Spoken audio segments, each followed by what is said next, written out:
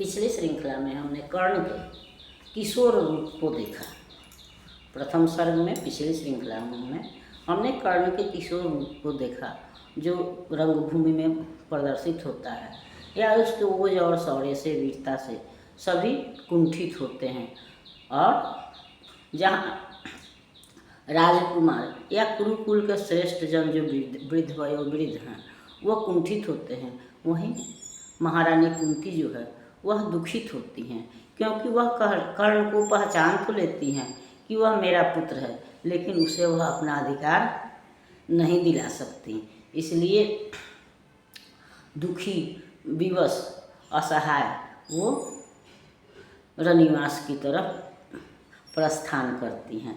दूसरे सर्ग में, अगली श्रृंखला में हम कर्ण के उस रूप को देखते हैं जबकि वह अपनी शिक्षा प्राप्त कर चुका है, यानी कि उसका यौवन का रूप है, और यहाँ पर वह परशुराम से शिक्षा तो ग्रहण करता ही है, लेकिन अत्यधिक सहनशीलता के कारण गुरु परशुराम को यह पता चल जाता है कि यह बालक जो है यह ब्राह्मण नहीं है बल्कि क्षत्रिय है, और इसलिए उस पर पुत्रवत स्नेह रखने के कारण मृत्युदंड तो नहीं देते हैं, लेकिन अपने जो उन्होंने ब्रह्मास्त्र दिया है उसके लिए यह साथ देते हैं कि अंतिम समय में या जब तुमको इसकी आवश्यकता होगी तो इसे भूल जाओगे, और दुखी मन से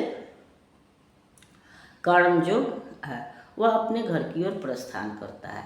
तो दूसरे सर्ग में भगवान परशुराम के आश्रम का और कर्ण के बीच जो संवाद है या घटना है उसका वर्णन है। यहाँ पर हम देख रहे हैं कि पर्वत की एक ऊंची चोटी पर जो समतल भूमि है उस पर गुरु परशुराम का आश्रम बना हुआ है। वहाँ पर आसपास कटे हुए खेत भी हैं धान के, या फिर पशु पक्षी भी हैं, झरने झर रहे हैं, गायें जो हैं वह अपने बच्चों को दुलार रही हैं, या छोटे छोटे जीव जंतु जैसे चूहे वगैरह जो हैं वो भी निकल के बाहर घूम रहे हैं।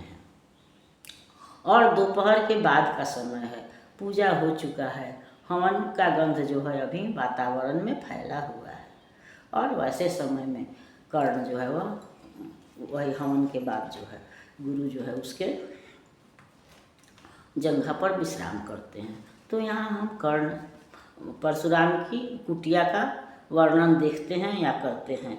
शीतल विरल एक कानन शोभित अधित्यका के ऊपर, कहीं उत्स प्रसरण चमकते झरते कहीं शुभ्र निर्झर। जहाँ भूमि समतल सुंदर है, नहीं दिखते हैं पाहन, हरियाली के बीच खड़ा है विस्तृत एक उटज पावन। आसपास कुछ कटे हुए पीले धन खेत सुहाते हैं, सशक मूस गिलहरी कबूतर घूम घूम कर खाते हैं। कुछ तंद्रिल अलसत बैठे, कुछ करते शिशु काले हैं, कुछ खाते साकल्य दिखते बड़े तुष्ट सारे गोधन। हवन अग्नि बुझ चुकी, गंध से वायु अभी परमाती है, भीनी भीनी महक प्राण में मादकता पहुँचाती है। धूप धूम चर्चित लगते हैं तरु के श्याम छदन, कैसे झपक रहे हों शिशु के अलसित कजरारे लोचन जैसे। बैठे हुए सुखद आतप में मृग रोमंथन करते हैं, वन के जीव विवर से बाहर हो विश्रब्ध विचरते हैं। सूख रहे हैं चिवर रसाल की नन्ही झुकी टहनियों पर, नीचे बिखरे पड़े हुए हैं इंगुद से चिकने पत्थर। तो यहाँ पर हम देख रहे हैं कि विरल का मतलब कम घना होता है, सघन होता है या विरल होता है। तो जहाँ घना जंगल है वहाँ सघन है, लेकिन यहाँ पेड़ कम है लेकिन कम है। तो वैसे जगह पर पहाड़ की चोटी पर जो है वह गुरु परशुराम का आश्रम बना हुआ है, जहाँ झरने भी झर रहे हैं, और वहाँ पर कोई पत्थर नहीं दिखाई पड़ता है। हरियाली के बीच में आसपास खेत है। एक उटज का मतलब झोपड़ी होता है या आश्रम। तो एक जो है पावन पवित्र झोपड़ी बनी हुई है, आसपास कुछ कटे हुए खेत हैं, और वहाँ पर सशक खरगोश है तो खरगोश, गुलहरी या चूहा जो खेत में गिरे हुए दानों को बीन बीन कर खाते हैं, वो भी घूम रहे हैं। यहाँ हम देख रहे हैं कि सब और कुछ जीव जंतु जो है आराम से बैठे हुए अपने बच्चों को दुलार रहे हैं, चाट रहे हैं। जानवर दुलार करते हैं तो बच्चों को चाटते हैं। और कुछ साकल्य का मतलब हवन जो सामग्री गिरी हुई है उसको खा रहे हैं। लेकिन सभी संतुष्ट हैं। किसी को किसी से प्रकार की न ईर्ष्या है, न द्वेष है, न डर है। कोई किसी को किसी तरह का किसी को खतरा महसूस नहीं होता है। इसलिए सारे जीव जंतु जो है वो आराम से निश्चिंत बैठे हुए या घूम रहे हैं। वो एक दूसरे से किसी को कोई न डर है और न कोई ईर्ष्या है, न द्वेष है। क्योंकि परशुराम का आश्रम है, वहाँ सर्वत्र शांति है। क्योंकि वो ज्ञानी भी थे और क्रोधी भी थे, शस्त्र भी था और शास्त्र भी था।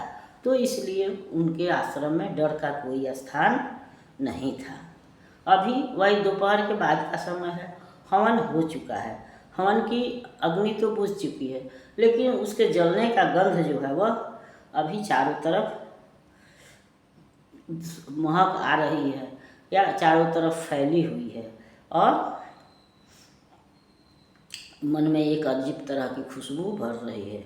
और पेड़ जो धुएं से जो काले हुए हैं वो इस तरह दिखाई पड़ रहे हैं पत्तों के बीच की जगह कि जैसे कोई बच्चा जो है वह आँखों में काजल लगाए हुए हो। और वहाँ पर जो सारे जो जीव जंतु हैं, वही बात है कि आराम से बैठे हुए अपने अपने बच्चों को चाट रहे हैं, दुलार कर रहे हैं। जिसको जो चीज़ कर रहा है, किसी को किसी तरह का न डर है और न भय है। और सब आपस में एक दूसरे से प्रेम से रह रहे हैं। और वहीं आम की टहनियों पर जो पूजा के वस्त्र हैं वो फैले हुए हैं, सूख रहे हैं। और नीचे छोटे छोटे पत्थर, कंकड़ियाँ जो है उजली उजली कंकड़ियाँ इस तरह से गिरी हुई हैं, जैसे कि हम देखते हैं कि बड़ या पीपल के पेड़ के नीचे छोटे छोटे उसके फल दिखाई पड़ते हैं। कहने का मतलब कि आप आश्रम में पवित्रता है, शांति है और सौंदर्य है। प्रकृति का सौंदर्य है, शांति है और पवित्रता है।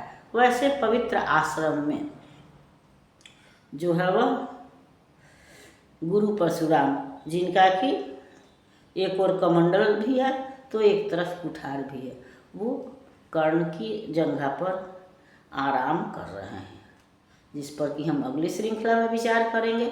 तब तक यह श्रृंखला आपको पसंद आती है तो इसको लाइक कीजिए, सब्सक्राइब कीजिए। मिलते हैं अगली श्रृंखला में, तब तक के लिए धन्यवाद।